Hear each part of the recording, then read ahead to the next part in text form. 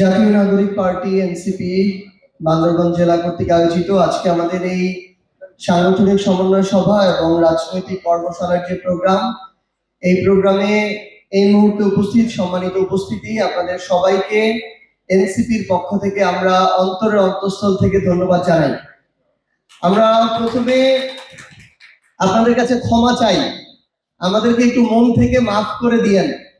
আমরা সকাল 10টার দিকে কক্সবাজার থেকে রওনা দিয়েছি, 3টার দিকে প্রোগ্রাম।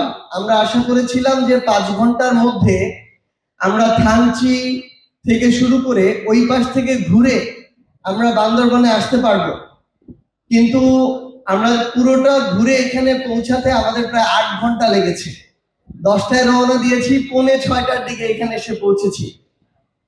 তো আমরা আসলে এটা কেন ঘুরলাম, আমরা চাইলে কিন্তু এই পাশ থেকে 3 ঘন্টায় চলে আসতে পারতাম। আমরা ঘুরেছি এই যে বান্দরবানের মানুষের যে কষ্ট, এখানকার সন্তানদের যে কষ্টের মধ্য দিয়ে বেড়ে ওঠা। আমি যদি একদিন এই কষ্টটা না করি, আমি যদি এই রাস্তাঘাট না দেখি, আমি যদি এই মাটি মানুষের অবস্থা না দেখি, তাহলে এই দরদ আমি কোনোদিন বুঝবো না। এটা বোঝার জন্যই আমরা আজকে প্রায় 3-4টা উপজেলা ঘুরে থানচি দিয়ে একদম নীলগিরির যে রাস্তা, এই পুরো জায়গাটা ঘুরে এখানে এসে আমরা উপস্থিত হয়েছি। আমরা আপনার কাছে, আপনাদের সবার কাছে, যারা এসেছিলেন কষ্ট করে, অনেকের চলে যেতে হয়েছে, এখানে অনেকে আছেন যারা ঠিক মতো বাসায় পৌঁছাতে হয়তো অনেক কষ্ট হয়ে যাবে, অনেক রাত হয়ে যাবে, হয়তো কয়েকজন যেতেও পারবেন না। আমরা আপনাদের কাছে এই ক্ষমাটুকু চাই এবং আমরা কথা দিচ্ছি যে এর পরের বার আমরা খুব দ্রুত আবার আপনাদের সাথে কথা বলবো। এবং আজকে দেখলাম যে ভাই নাইখানছড়ির এখানে কথা বললেন, তার বাড়ির দূরত্ব এখান থেকে দেখাচ্ছে 125 কিলোমিটার, অর্থাৎ কক্সবাজার শহর থেকে মাত্র 28 কিলোমিটার, কিন্তু এখান থেকে 125 কিলোমিটার দূরে।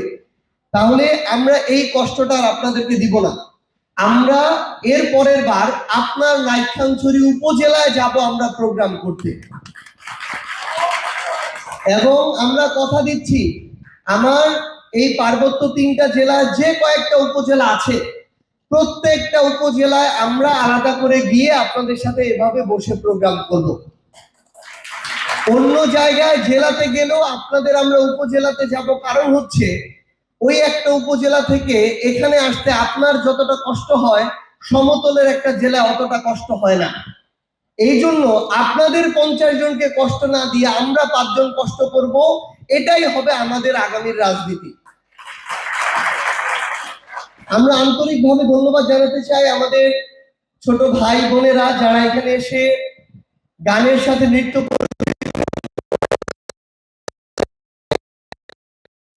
উপস্থাপন করেছেন। এটা আসলে হৃদয় জোড়ানো। আমাদের সবচেয়ে ভালো হতো যদি আমরা লম্বা সময় ধরে আপনাদের কথাগুলো শুনতে পারতাম, এগুলো দেখতে পারতাম।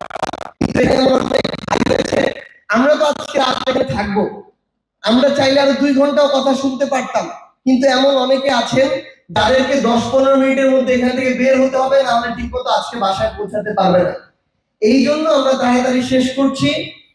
কিন্তু আমরা শুধু আপনাদেরকে এটুকু বলে যাই, আমরা এই বাংলাদেশের প্রত্যেকটা মাটি, প্রত্যেকটা মানুষ, প্রত্যেকটা জাতিকে আমরা মনে প্রাণে ধারণ করি।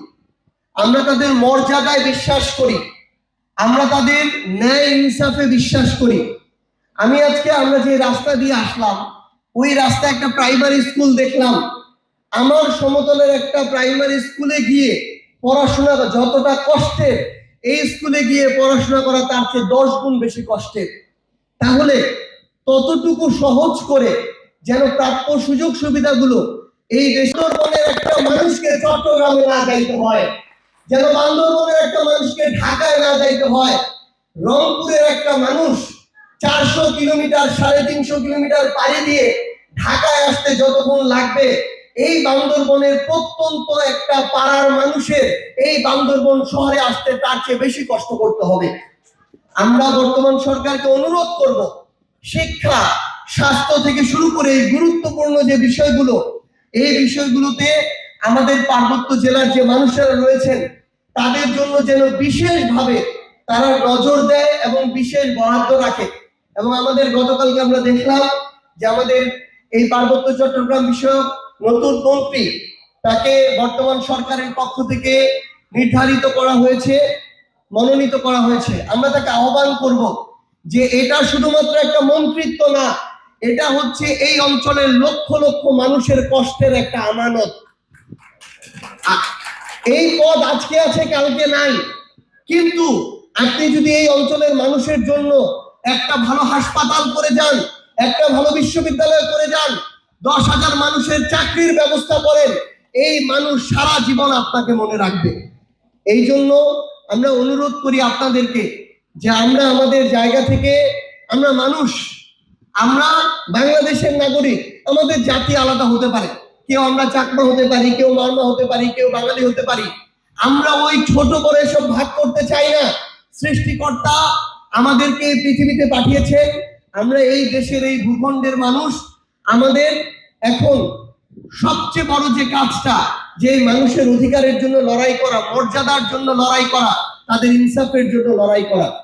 আমরা জাতীয় নাগরিক পার্টি এনসিপির পক্ষ থেকে আপনাদেরকে অনুরোধ করব, এতদিন ধরে যেভাবে আপনাদের খোঁজ খবর রাখা দরকার ছিল, আপনাদের সাথে যোগাযোগ করা দরকার ছিল, আপনাদের কাছে আসা দরকার ছিল, আমরা কিন্তু করতে পারি নাই। এটার জন্য আমরা ক্ষমা চাচ্ছি, কিন্তু আমরা কথা দিচ্ছি, আজকে আমরা আগস্ট মাসে এখানে এসেছি, আজকে থেকে 2 থেকে 3 মাসের মধ্যে আবার এই বান্দরবন শহরে কিংবা বিভিন্ন যে উপজেলাগুলোতে আছে, আপনাদের সাথে আমাদের দেখা হবেই হবে ইনশাআল্লাহ। জেলা পর্যায়ে আমাদের কেন্দ্রীয় প্রথম সারির নেতৃত্ব 3 মাসে একটা আমরা এরকম বড় সমন্বয় সভা করব, এবং প্রত্যেক উপজেলায় আমরা যেন 1 মাসে 2 মাসে একবার যেতে পারি, এটা আমরা আমাদের জায়গা থেকে নিশ্চিত করব। আমরা আপনাদেরকে আমাদের জায়গা থেকে অনুরোধ করি, আমরা নতুন করে আমাদের জেলা এবং উপজেলা কমিটিগুলো আগামী 2 মাসের মধ্যে আমাদের প্রত্যেকটা উপজেলা, পৌরসভা এবং জেলার কমিটি আমাদের নতুন করে গঠন করতে হবে। এটা স্বাভাবিক, আমাদের লড়াইটা নতুন। এক বাবার যদি 5 সন্তান হয়, 5 জনই কিন্তু মন মতো মানুষ হয় না, ঠিক কি না? তাহলে আমার কমিটিতে 50 জনের মধ্যে 50 জনই মন মতো কাজ করবে, এটা কিন্তু হবে না। হয়তো এখন 20 জন কাজ করছে, আমাদের ওই 20 জন মানুষ সবাই যদি 5টা করে মানুষের কাছে যায়, তাহলে তো আবার 100 জন মানুষ হয়ে যাবে। এই জন্য আপনাদের কাছে অনুরোধ, যে যেই জেলায় থাকি, উপজেলায় থাকি, ইউনিয়নে থাকি, একজন 5টা মানুষ খুঁজে নিয়ে আসেন। আমরা বিশ্বাস করি এই বান্দরবন জেলায় এনসিপির যদি 5,000 মানুষ হয়, সেই 5,000 মানুষ যদি মানুষের জন্য কাজ করে, তারাই একদিন বান্দরবনের প্রতিনিধিত্ব করবে। আমরা আপনাদেরকে আহ্বান জানাই, আমরা খুব দ্রুত নির্বাচনের প্রার্থী ঘোষণা করব। আমরা ইউনিয়ন চেয়ারম্যান, উপজেলা চেয়ারম্যান, পৌরসভা মেয়র খুব দ্রুত ঘোষণা করব। এখানে যারা আছেন কিংবা যারা আসেননি, যারাই আগ্রহী আছেন নির্বাচন করার জন্য, আপনারা আমাদেরকে জানাবেন। আমরা পার্টির পক্ষ থেকে এককভাবে আপনাদেরকে প্রার্থী হিসেবে ঘোষণা করে দিব। আমরা যদি কোনো একটা উপজেলায় আমরা কমিটি ঘোষণা করতে পারি এবং প্রার্থী দিতে পারি, আমার পার্টির সম্মানিত আহ্বায়ক জনাব নাহিদ ইসলাম নিজে আপনার উপজেলায় এসে পথসভা করে যাবে, এটা আমরা আপনাদের কাছে ওয়াদা করে গেলাম। এবং আরেকটা জিনিস আপনাদেরকে অনুরোধ করি, আমরা নতুন দল, তরুণদের দল, আমাদের প্রবীণদের দল, আমরা সবার দল, সকল জাতির ধর্মের মানুষের দল।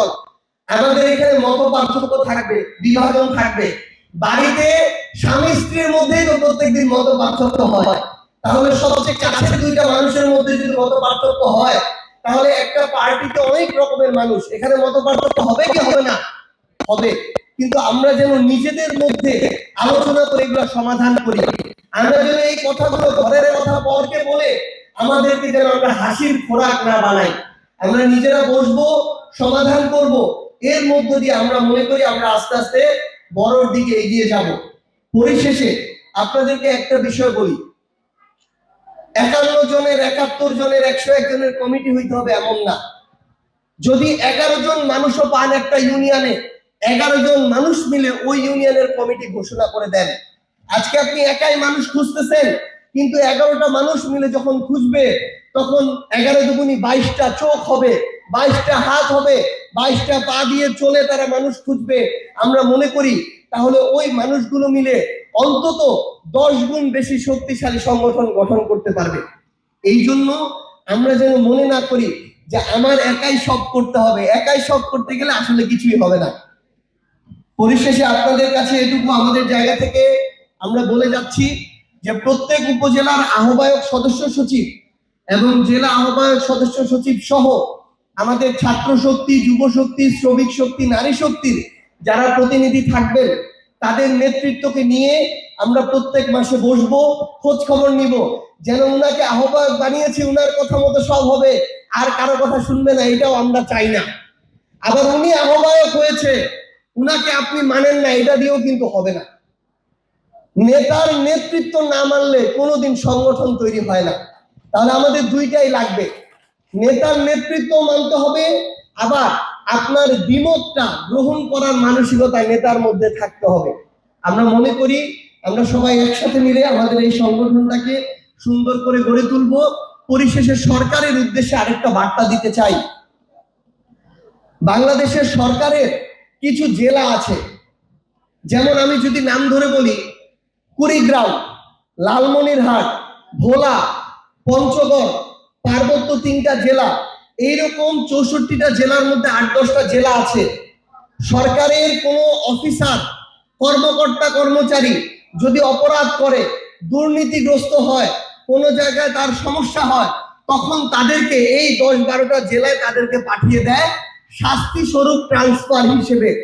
কিন্তু একটা জিনিস বলেন তো, আমার ওই লালমনিরহাটের, কুড়িগ্রামের কিংবা বান্দরবনের মানুষটা এইখানে যদি দুর্নীতিগ্রস্ত অফিসারদেরকে দেয়া হয়, দুর্নীতিগ্রস্ত সরকারি কর্মকর্তাদেরকে দেয়া হয়, তাহলে ওই মানুষটা তো এসে এই মানুষগুলোর উপরেও জুলুম করবে। এই জন্য আমরা বলতে চাই, যে মানুষগুলো এমনি কষ্টে আছে, যে মানুষগুলা নাগরিক সুযোগ সুবিধাগুলো ঠিক মতো পায় না, সেখানে যদি আরো দুর্নীতিবাজ অফিসারদেরকে এনে দেন, তাহলে এই মানুষদের যে জীবন, এটা তো দুনিয়াতেই জাহান্নাম হয়ে যাবে। এই জন্য আমরা আহ্বান করব যে কোনো সরকারকে, প্রশাসনকে, যে যারা দুর্নীতিবাজ, যারা ক্ষমতার অপব্যবহার করে, তাদেরকে আপনারা অন্য শাস্তি দিন, বরং সবচেয়ে ভালো অফিসার যারা আছে তাদেরকে এই জেলাগুলোতে আপনারা দায়িত্ব দিন। কারণ এই পিছিয়ে পড়া জেলাগুলোকে যদি এগিয়ে নিতে চাই, সবচেয়ে সৎ দায়িত্ববান মানুষদেরকে এই জেলার দায়িত্ব দিতে হবে।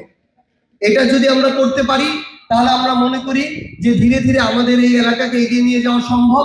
পরিশেষে আমি আপনাদের কাছে আবারও ক্ষমা চাই, যারা নেতৃত্ব আছেন চেষ্টা করবেন থাকার জন্য। আমরা শুধু জেলা আহ্বায়ক, উপজেলা আহ্বায়ক, সেক্রেটারিকে নিয়ে আলাদা একটু সময় বসবো।